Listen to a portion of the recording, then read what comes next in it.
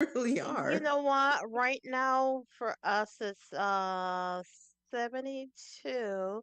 But let Okay. me tell you that in your lingo, that actually we're cooler than you, 22. Okay, I was just gonna say, yeah, that's actually Yeah, cooler. That's yeah, cooler. But I know 22. in some parts it's pretty intense, right? It is Yeah, really intense. It's it's crazy globally, hot. you're just seeing Crazy it. hot. It is, it is. But just, for everybody out there, you just need to stay cool, stay hydrated. Don't be out there if you Hmm. don't need to, right? Especially for those that are working out in the sun. I know it can be difficult. So do your best to try to capture some shade or take some breaks to get cool out there because it can be dangerous. Although it's hot and it's nice, it still can be dangerous for many folks out there. So that's my little tidbit for you on that with the weather. All right. So, what I wanted to chat on with you today, actually, it's interesting. I've been having conversations with a few folks, and of course, debt is a big thing. It really is. It's not going away, unfortunately, for many folks. It's not. But how do you get a handle on that? How do you manage to control what's going on with your debt? And then, where are you? What phase in life are you at when it comes on to your debt? Okay, can you afford to stretch it out over many years? Not that you'd want to, but because you're younger, maybe you have time on your side. But if you're a little bit older, what do you do? All right. So I came across this article, funny enough, through Forbes. And this article was talking about 9 tips for paying down debt in retirement. Now, if you had the option, do you want to have debt in retirement? Oh, No, right? For most folks, they don't want to. But what if you're in a position where you're not out of debt yet and you're closely reaching that point to retirement, or you're already in retirement and you're still carrying it? What do you do? Okay, because at the end of the day, during your working years, literally $1 million came in one hand and then out the other that you're living on in your working years. So what are you going to do in retirement? Okay, where maybe you're not working as much or not working at all, and you still have this big, heavy debt hanging over you. How do you get rid of that? How do you manage to live with that? So Forbes came across, they put together this article. I want to touch on these tips. These are things I've talked about before, but I'm glad that they actually put this article together and then maybe see if, for the listeners out there, if they feel the same way about these tips. Are they doing that? Are they implementing them? Or if not, can they? Are they in the position to do it? What are you actually doing? And things that we want to know as well that you're doing, not just the tips that they're talking about here. So let's talk about some of these tips when it comes on to paying down debt in retirement. So, tip number one, what does it say here? It says, stop digging the debt hole. Okay. All right. So, one of the things they're saying in retirement, unfortunately, a lot of folks in retirement, they rack up their debt even more. They're supposed to be reducing it and they're racking it up because they're thinking, well, in the retirement years, their expenses should go down, or ideally it should be down. But they tend to increase it. Okay, because they're thinking, well, I'll be fine in the later years. I'll be okay. My income should be less. My expenses should go down, not thinking about what they're doing today. All right. So, what they're saying here is many people think that when they retire, their expenses go down, but they tend to increase. They want to do things that cost money, like travel, entertain more. They want to buy that dream retirement home, but they can't. They can't because all this time they're thinking they've got time. So they're racking up this debt before retirement. Okay. And then when they hit there, thinking, oh my goodness, what did I do wrong? Okay. So stop digging the debt holes, tip number one. Because if you're on a fixed income, it's going to make a difference for you later on. Okay. It really will. Don't try to fix mistakes with bigger mistakes. Oh my goodness, have we heard about things like that in time? Okay, so what do they mean here when it comes on to not making bigger mistakes, especially in the retirement mode? Okay, well, some people end up in retirement and realize that they haven't saved nearly enough. And then they start to make rash decisions. I'm literally reading this verbatim, okay? They start to make rash decisions in an effort to make up for lost time. Mm-hmm. That's what they're trying. They're trying to catch up, okay? And of course, that can be catastrophic. All right. So, what happens then? What are some of the big mistakes they do? Well, for instance, this is what they're saying, not me. A lot of them become day traders. They do things outside their normal. Okay. All right. And sometimes they jump into these things thinking it's so simple or it's easy or it's one of those, oh, it doesn't take much to learn how to do this. It's easy, it's simple. And they just get right in. Okay. And they start throwing everything they got into it. Mm. But they're not putting in the time and the effort to really understand these things. A lot of the day traders. Okay. And when they end up losing big, they're crying. All right. So they're not really making wise decisions on how to eliminate these debts, especially if they're trying to jump in quickly and do something that which they feel is a, I'm not going to say get rich quick, but a quick turnover is what they're looking for. And it's not necessarily the best route to take. So that's what they're saying. They jump into things like that, or because they haven't saved enough. Let's see, what else are they saying here? That's the big thing. I think that's the big thing, especially with investing. A lot of people are trying to do a lot of the DIY. And I'm not against it. If you're going to do DIY, take the time to learn it and understand it. Okay. Not a weekend course and you're good to go. No, that's not the plan. Okay. Let's not do that. The third point they talk about is find an extra income stream. Have you noticed? I've noticed this a lot. Look at if I'm not saying I do it, but once in a while I may more so my kids they order food. They order food in, then they do the Uber Eats or the Skip the Dishes or whatever the other one is, DoorDash or those things. Okay, look at the drivers that are delivering. I don't know. Mm. Have you noticed? I don't know. Have you noticed the age group that are delivering? How many of them are in their 20s as opposed to those that are in their 50s and 60s? Okay. Claremont, I know you got something to say about that. Yeah, I do too. Okay. Right, but it's something to do. It's the small change that you want to make up, that you don't have. And let's face it, um, things aren't how they used to be. Like, you're able to save and put money aside for later on in Yes. life, because you still find yourself the way how these how many taxes we had raised recently. You Right. went right back Right. into what you're trying to save for later on. So, it's almost to the point of where you think, and these people strategically planning for us to become poor, um, when we're older, so we don't have enough. I mean, they did a number on the businesses during COVID that closed a lot of mom Yes. and pop business. So everybody's Absolutely. now, those mom and pops are now trying going out there doing. I mean, You're right. this is the best. Have you ever seen a Tesla, or the last one that I saw? I think it was a Mercedes Benz doing DoorDash. Yes. All right. I see. Yeah. Wow. Yeah. Yes. People are trying And to make listen, money. I don't care what age you are. There's nothing wrong with doing it, but to understand when you're doing it, for many folks, it's they have to make the extra income to supplement what's going on in their home. But when you see those ones with the Teslas, like you said, and the Benzes and the Beamers, hmm, Get rid of the car. or are you're paying for the car? Right. Get rid of the car. Right.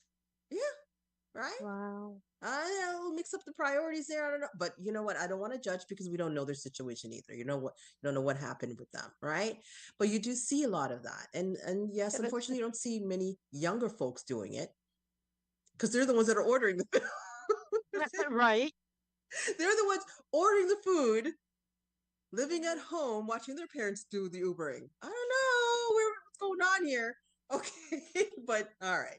Yeah, but that's a whole nother topic. We're not going to go down that road. Or even owning a Benz and you live in an apartment building. Right, yeah. Yeah, you see that. You see that. The Okay. luxury apartment. Exactly, exactly. But that is another way of bringing in the extra income to help offset some of that debt. Okay. Number four, consider paying off debt with retirement funds. Now, be mindful of that. Okay, there's nothing wrong with that, but also, if it's quite significant, if you've got over 50, 60, 70,000, 100,000 of debt, okay, and you have a sizable nest egg, maybe you could take a small percentage of that and apply to the debt and then keep working it off. Okay, but if it's not massive, if it's not a if the debt itself is smaller, okay, and you do have a decent amount of savings set aside, then maybe it's okay to take whatever you need from there and clean off that small debt. Okay, I literally just had this conversation with another friend over the weekend, and she was asking me questions about that. Right. And I said, wow, this must be must be the season. I don't know. But yeah, and I said to her, you've got this, you got this going on. Okay, take it from here and pay there, because at the end of the day, you still have to pay off the debt. And she's about maybe 15 years away from retirement. I said, you've got a little time, but you don't want to carry that in retirement if you don't need to. And because she's in a decent position with her savings, I recommend it, take it, kill it off, because you're going to still build it back up anyways, and you're not throwing that excess into unnecessary interest. Okay, because debt can rack up high, especially when you're talking about department store cards and things like that. Yeah.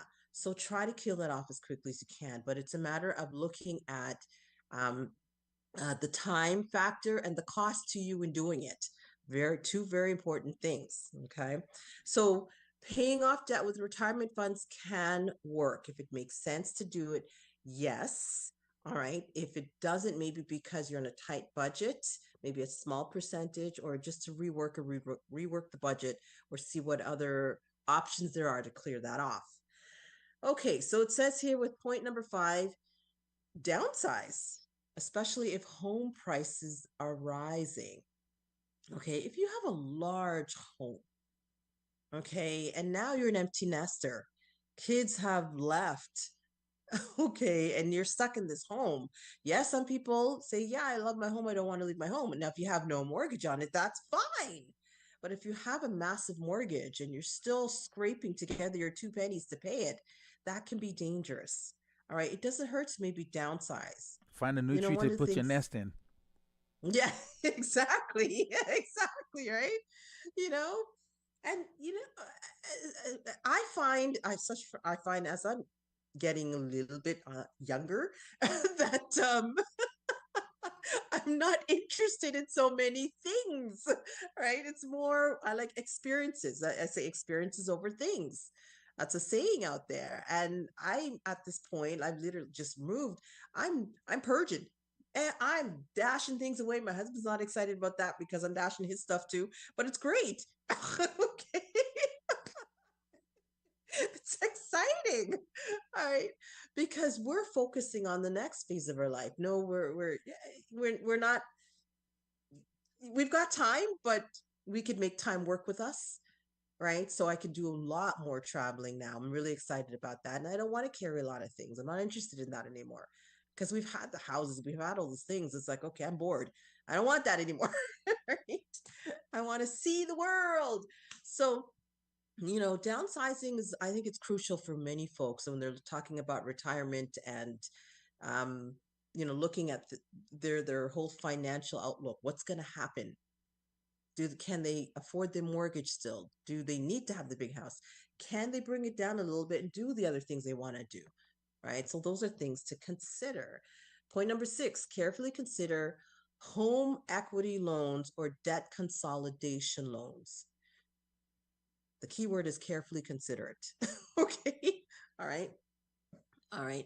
Look at the interest on that. If you're going to do a home equity loan, are you in a position you can afford to do something like that? All right. Or debt consolidation, doesn't hurt.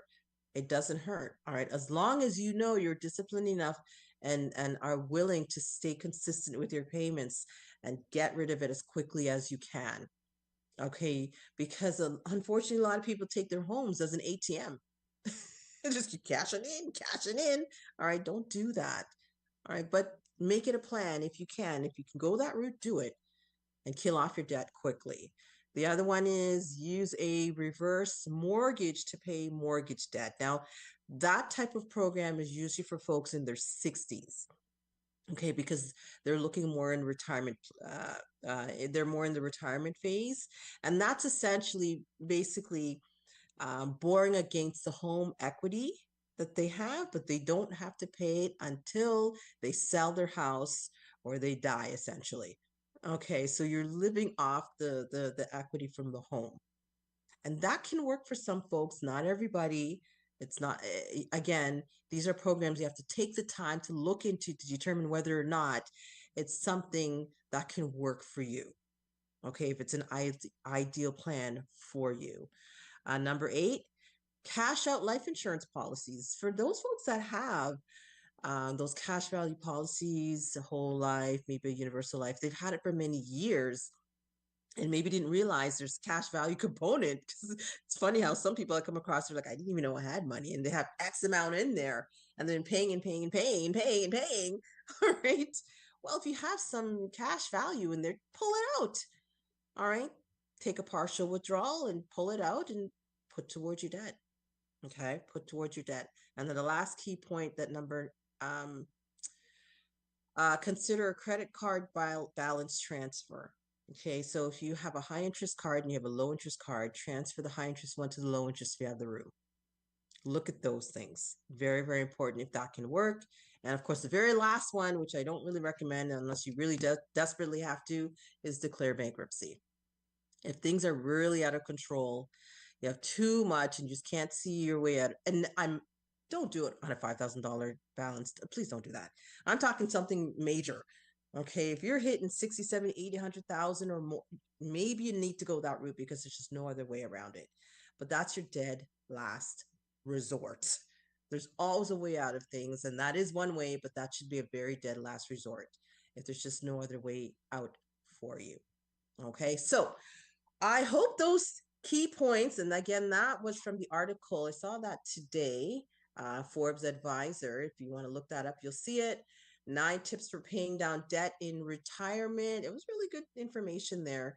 You could see that. And then share with us any other tips that you feel works that you've implemented or you know somebody else has implemented. Let us know as well. I think that's exciting. We all share, we all learn, we all grow from that, right? I just made that one up off the top of my head. Anyhow, with that, have a beautiful, I can say warm Wednesday or a hot Wednesday. It's going to be humid. So those with asthma and or respiratory issues, be very, very, very careful. Enjoy the rest of your week. It's going to be a hot one. And until next time, God bless you all. Well, thank you so much, Wanda, and thank you so much for sharing with us here. I'm loving the fact that we can see this not only on our YouTube channel, we also can see it on our Facebook Praise Life Morning Show website as well. As long as for those of you who have the app, I told you that before, you can also see us there live in TV. Thank you once again, Wanda. Always a pleasure. Thank you. Not a problem. Faith.